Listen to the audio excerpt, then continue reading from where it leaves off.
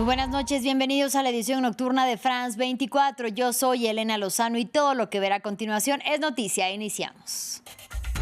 Perú rompe relaciones diplomáticas con México y ordena a la encargada de la Embajada Mexicana en Lima abandonar el país. La Cancillería anunció la decisión tras denunciar el asilo concedido a la ex primera ministra Betsy Chávez, que rigió durante el periodo del expresidente Pedro Castillo, acusado de dar un golpe de Estado en 2022. Desde Ciudad de México condenaron la decisión. La Corte Interamericana de Derechos Humanos otorgó medidas cautelares a favor del ex vicepresidente de Ecuador, Jorge Glass, encarcelado por supuesta malversación de fondos. Según su abogada, la Corte requiere al Estado ecuatoriano garantizar su salud física y mental y permitir visitas familiares. Cruce de señalamientos entre Donald Trump y Zoran Mamdani. En la víspera de que arranquen las elecciones locales en Estados Unidos, el presidente republicano amenazó con reducir fondos para Nueva York si gana el candidato demócrata de 34 años. Por su parte, Mamdani urgió a hacer frente a los que tildó de matones.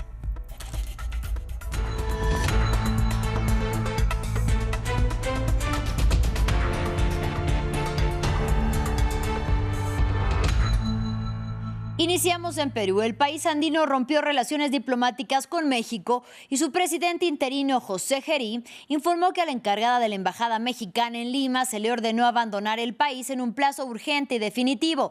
El anuncio sobre el rompimiento lo hizo el ministro de Relaciones Exteriores peruano, Hugo de Sela, quien explicó que la decisión se tomó tras conocerse que México otorgó asilo en su embajada a la ex primera ministra Betsy Chávez, que rigió durante el gobierno de Pedro Castillo, acusado de dar un golpe de Estado en 2022 y cuyo proceso judicial está en estos momentos en curso.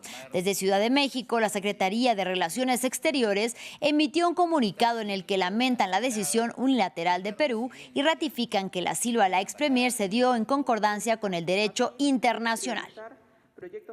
Quiero lamentar profundamente que el gobierno mexicano persista en su equivocada e inaceptable posición, que ha llegado al punto de obligarnos a romper relaciones diplomáticas con un país con el cual, hasta antes de estos hechos, teníamos una relación fraternal y de múltiples coincidencias.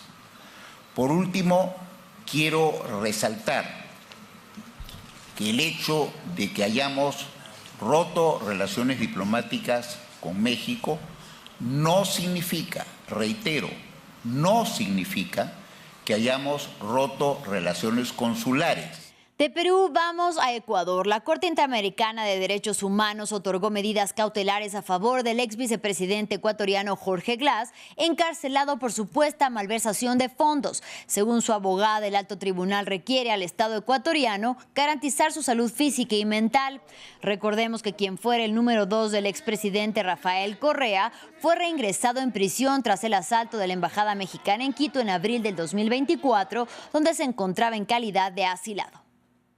La defensa de Jorge Glass ha sido notificada oficialmente. La Corte IDH otorgó medidas provisionales a su favor al constatar el riesgo cierto de daño irreparable a su vida, integridad personal y salud física y mental.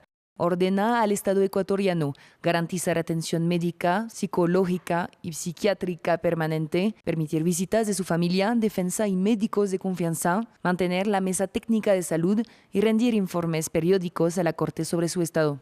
Y Nicolás Maduro celebró las críticas de la Organización de las Naciones Unidas por los ataques que Estados Unidos protagoniza en el Mar Caribe y el Pacífico contra supuestas lanchas cargadas de drogas y tripuladas por narcotraficantes. Cabe mencionar que en las más recientes declaraciones del mandatario estadounidense Donald Trump advirtió que los días de Maduro están contados.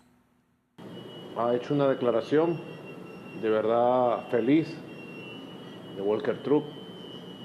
Hay que reconocer en justicia que ha puesto los puntos sobre las IES y nos parece un avance importante. Ese es el Volker Truck, ese es el alto comisionado de derechos humanos que necesitan los pueblos del mundo. Con ese Volker Truck vale la pena hablar y entenderse. Un hombre que defienda el derecho internacional, los derechos humanos y esté en contra de crímenes como estos, que amenazan la vida de los pueblos del Caribe. En Brasil, a menos de una semana de que dé inicio la COP30, el presidente Luis Ignacio Lula da Silva hizo un llamado a los líderes mundiales a conocer la Amazonía rural. Lo hizo de visita en la comunidad de Quilombola, que queda a 1 hora en lancha de la ciudad de Belém, sede de la cumbre de la ONU sobre el clima. Ahí escuchó las preocupaciones de los habitantes del mayor bosque tropical del planeta.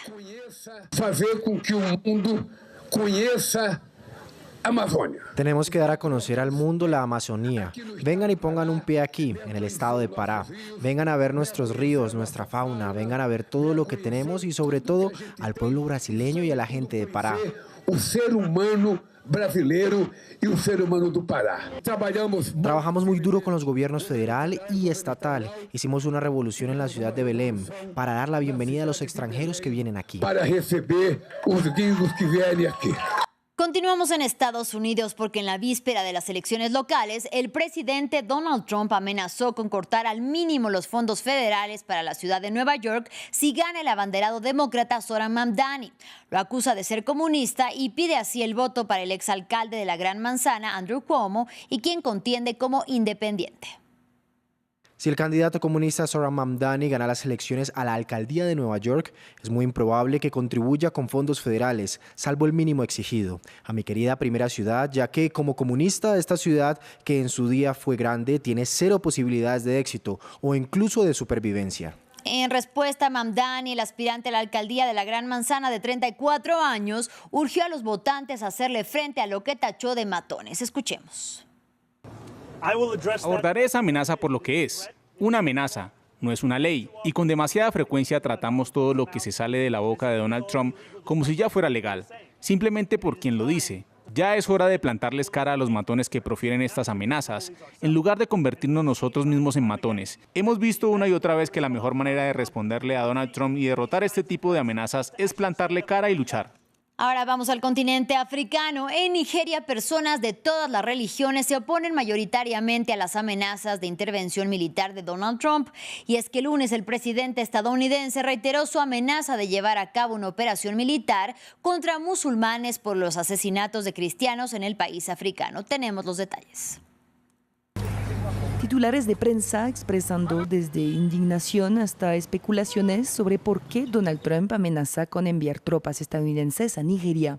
En un mensaje publicado durante el fin de semana en su red social, el presidente de Estados Unidos amenazó con intervenir a tiros para aniquilar a los terroristas islámicos que estaban asesinando cristianos. El lunes, a bordo del Air Force One, repitió la amenaza sin presentar ninguna prueba que la respaldara. Están matando a los cristianos y los están matando en grandes cantidades. Nosotros no vamos a permitir que eso suceda.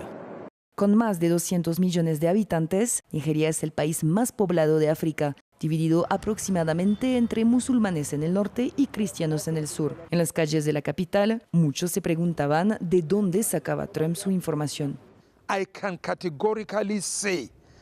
Puedo afirmar categóricamente que estas estadísticas son erróneas, engañosas y no reflejan la verdadera situación. El señor Trump tiene un motivo oculto, no nos beneficia. Hay más detrás de todo esto. Alegaciones de persecución cristiana en Nigeria han ganado popularidad en línea entre la extrema derecha en Estados Unidos y Europa. Si bien existen ejemplos recientes de violencia contra cristianos, los analistas afirman que hay varios conflictos étnicos en el país, en los que cristianos y musulmanes son asesinados sin distinción. Nigeria ha negado las afirmaciones de Trump y ha dicho que protege a los grupos religiosos. No se requiere la presencia de soldados estadounidenses sobre el terreno.